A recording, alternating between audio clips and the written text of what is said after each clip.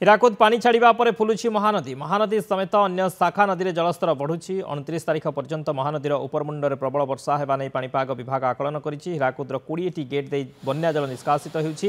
ସେପରି ମୁଣ୍ଡୁଳିରେ 3,83,000 କ୍ୟୁସେକ୍ ପ୍ରବାହିତ ହେଉଛି।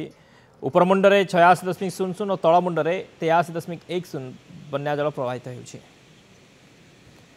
तापस जेना बांकी रिपोर्टर मुंडुली आम सहित जोड़ी होती। तापस, मुंडुली स्थिति केम देखुं बर्तमान मुंडुली केते बन्या जल प्रवाहित होउछि, कौन स्थिति रही आग को पानी बढ़िबार आशंका रही जेहेतु अधिक गेट खोलिबार आशंका रही कहीं उपरमुंडर बन्या जल अधिक मात्रा प्रवेश करुछि, आहरी अधिक प्रवेश करिबार संभावना रही।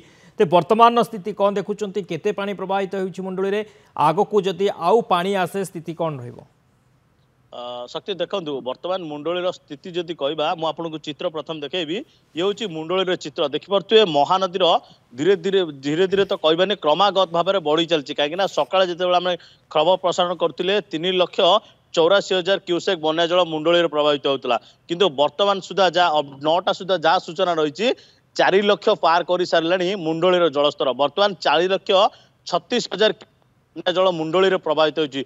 तार ताजा चित्र देखिपे जेहेतु मुंडोली बर्तमान 4,36,000 क्यूसेक बन्या जल प्रभावित होती तार उपर मुंडे रही 87.10 रही बेले तल भागे रही 84.00 रही जहाँफल बर्तमान जहाँ आकलन कराऊँच महानदीर जलस्तर आहरी वृद्धि पाइब। जेहेतु बरमूल कथा कहबा बा खैरमाल कथा कहबा से अंचल जेहेतु बर्तमान सुधा जलस्तर वृद्धि पाउछि 4,94,000 क्यूसेक बन्या जल प्रभावित होती। तेज आहरी जेहेतु गेट खोलिबार संभावना रही जेहेतु महानदी आहरी अधिक बन्या पानी आसबार जेहेतु संभावना रही जेहेतु उपरमुंडे वर्षा लगी रही आहरी बन्या जल आसबार संभावना रही। तेज जहाँ अनुमान कराऊँच 6 लाख क्यूसेक बन्या जल महानदी जेहेतु प्रभावित होबार अच्छी तेज बांकीर जो तलिया अंचल कथा कहबा संपूर्ण जो सुकुआखला कथा कहतु बा आमर जो बिलीपड़ा कथा कहतु ओस्तिया कथा कहतु विभिन्न अंचल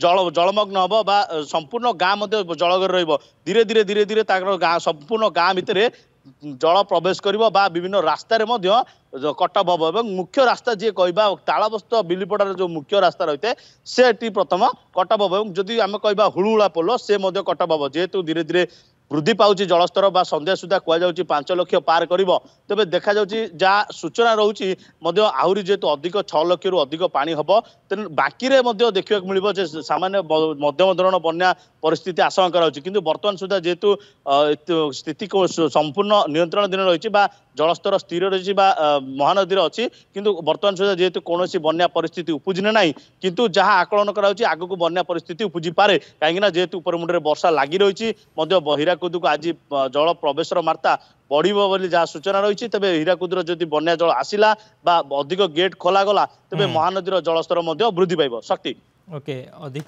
जल आसिले जलस्तर वृद्धि पाइब। बहुत बहुत धन्यवाद तापस समस्त सूचना तापस जेना थिले रिपोर्टर आमको मुंडुली चित्र देखाउथिले महानदी धीरे धीरे बढ़िबारे लागिछि फुलिबारे लागिछि।